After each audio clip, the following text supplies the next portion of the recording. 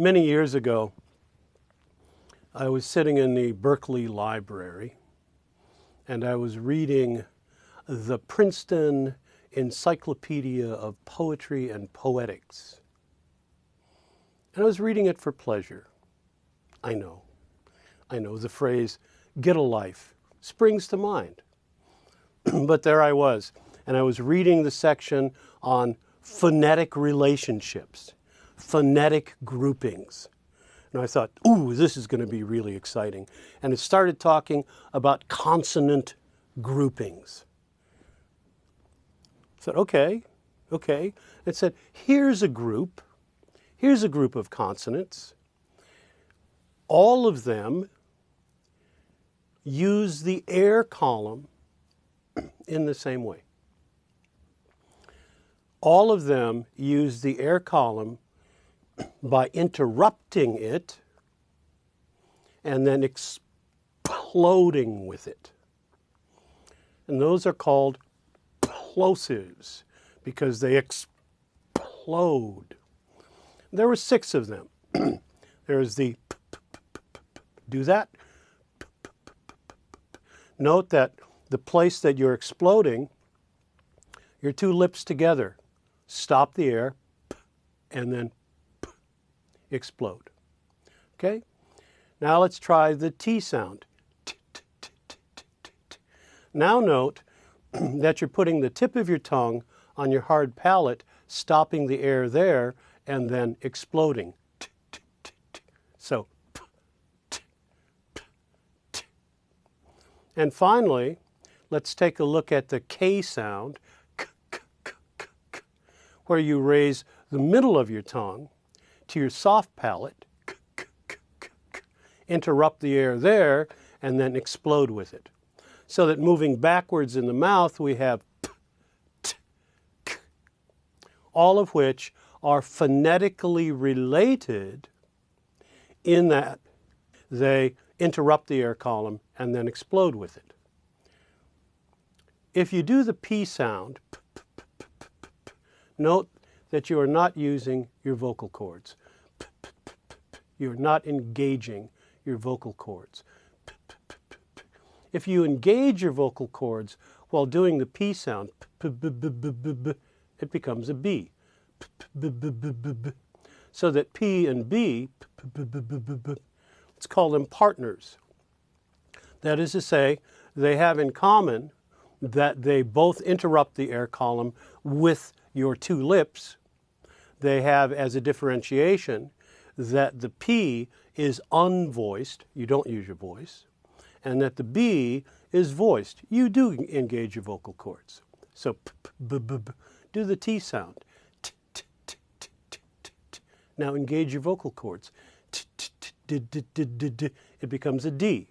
And so there's T's partner, D. Now let the K sound. Engage your vocal cords. It becomes a G. So there are your 6 plosives. The 3 unvoiced, p, t, k, and the 3 voiced, b, d, g. And they form a family. I thought, whoa, that's pretty interesting. Never thought of that. And then a little voice in the back of my head said, I wonder if anyone's ever applied this to rhyming. And so I looked around. Nobody had. And so I thought, okay, why don't I do that? So here we are playing around with the second condition for perfect rhyme, that the consonant sounds after the vowel have exactly the same sound. And I'm changing the second condition for perfect rhyme to the consonant sounds after the vowel are phonetically related. And that creates then family rhyme. So when we're working simply in these 6 plosives, what would happen if, let's say, starting with, my heart's been stuck in the mud. So there I've got mud as a rhyme, that I want to rhyme. And let's say that I go into my perfect rhymes and find out, blood, stud, and I don't really have as many possibilities there. I can't really say what I want to say in this, I guess, fairly stable, let's say, sequence. So I'm going to go different places. So using this whole notion of phonetically related consonants at the end, here we have the D as the ending consonant. And let's then take a look at D's partner, T, and go to our rhyming dictionary and find in our rhyming dictionary words that use the short U vowel, but end in T. So in our rhyming dictionary, we'll get things like cut, glut, hut, shut, rut. So mud, rut, really? Mud, rut. Sound a lot alike. That is to say, here, using the partner, we have something like a perfect rhyme substitute. Let's go back into D's little rectangle. Its two companions, B, which is voiced like D is, and G, which is voiced like D is, and do mud, rub, mud, rug. So that we have now, in looking at T, and now B, and now G as ending consonants, we have now increased our rhyming options by a factor of 3. So we have 3 times as many opportunities to say something that we mean, that is interesting, and still create what amounts to a perfect rhyme. We can also work with T's two companions. So mud, cup, mud, truck, and still retain that close resemblance between all of those sounds. Based on the manipulation of the second condition for perfect rhyme, which is now reading that the consonants following the vowel belong to the same phonetic family. So, having thought about this and said, wow, okay, that really seems to make sense, and looking to see if anybody else had worked down that alleyway, I thought, okay, I'm going to do that. And so you will find in Chapter 4 of Writing Better Lyrics this whole schematic of family rhyme. I then continued reading into another group of consonants which, instead of interrupting the air column, actually impede the air column and create, by impeding the air column, friction. And those are because they create friction by impeding, making it difficult for the air to get out, but not stopping it. Those are called fricatives because they create friction. And for the fricatives, there are 10 of them. As you can see on the chart, they are also broken into companions, that is, in the same rectangle, those that are voiced in the same way, both the voiced fricatives and the unvoiced fricatives, so that when you start with a word that ends in a fricative, you can then start working in the companion box and then into the partners box, and see what you can figure out. So let's take anybody looking for love? Looking for love?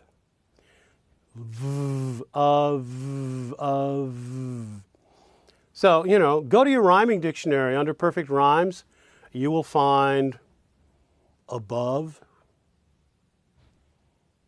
dove, glove. And by the way, you won't find of, O-F. That has a slightly different vowel sound. But how many times has love been rhymed with of? Lots of times. But that's just an application of this close proximity of rhyme, so that you have a very limited number of possibilities in trying to rhyme love. How many songs have looked heavenward when talking about love? The sky above, the stars above, all of these of, above, above, above. Why do stars seem so romantic? Why does the moon seem so, well, maybe they are, but you know what? They're also up there, and so you can use the word above. Now, it seems to me that, what if the sound that we had come up with when we were in our hominid stage and just developing sounds where we're pointing at things, what if instead of coming up with the word love, what if we had said that concept, that thing, that feeling in the heart, what if we had said, girt, I girt you, I girt you. At which point, when those sounds now connect with that feeling, I bet you there would be lots of farming metaphors. Dirt, girt. And of course, obviously, since all love leads to pain, hurt would work really well too. Just kidding. So that because the perfect rhyme possibilities with love are so limited, let's see if we can expand it a little bit. Certainly, love, buzz, love, grudge, love, rough, love, crush, love, crutch, that all of those are going to create some degree of connection that even though it's not a perfect rhyme, you're going to get fairly consistent stability. Now note that love and crush doesn't sound when you say it like so much of a rhyme or like a perfect rhyme substitute. But note also that singers sing vowels. That vowels are our tone generators. So that when I sing love, the vowels are the kings. The vowels are the royalty. The consonants are simply second-class citizens. So, love. And so when the vowels in songs, as they always are your first-class citizens, your royalty, and the consonants, second-class citizens, love, crutch, feels pretty close. So it's because of the nature of songs that it is a vowel exaggerated medium, that we can make really interesting connections between words which, if spoken, don't quite create that full resolution, or at least a strong resolution. But in song, we can do that. Thirdly, according to the Princeton Encyclopedia of Poetry and Poetics, there are the nasals, those three sounds that come out your nose. So, the M sound, the N sound, the NG sound. Those three are in the same family, and note that all three of them are voiced. They have in common that they all drive the air column up your nose, and so the sound comes out your nose. Your sound for the M,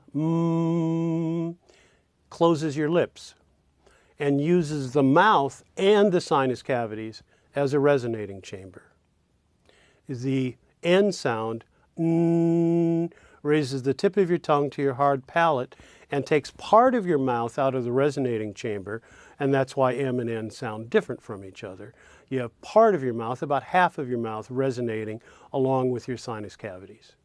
And then the NG sound, completely closes, takes your mouth out of the mix and sends all of the sound up through your nasal cavities. So that those three, come, sun, hung, are pretty close. And so those are the three categories of consonants. The plosives, the fricatives, and the nasals, which you can engage in creating perfect rhyme substitutes, family rhyme. And in doing that, we'll be able to create something like closure, so that what family rhyme does is, first of all, it gives you in the plosives 5 times the number of options you have with simple perfect rhyme. In the fricatives, since usually all of the fricatives don't engage, it will generally give you 7 or 8 times as many opportunities to say what you mean and still have a stable rhyme, a resolved rhyme. And in the nasals, of course, you get then by a factor of 2 or 3 the number of opportunities to say what you mean and still rhyme.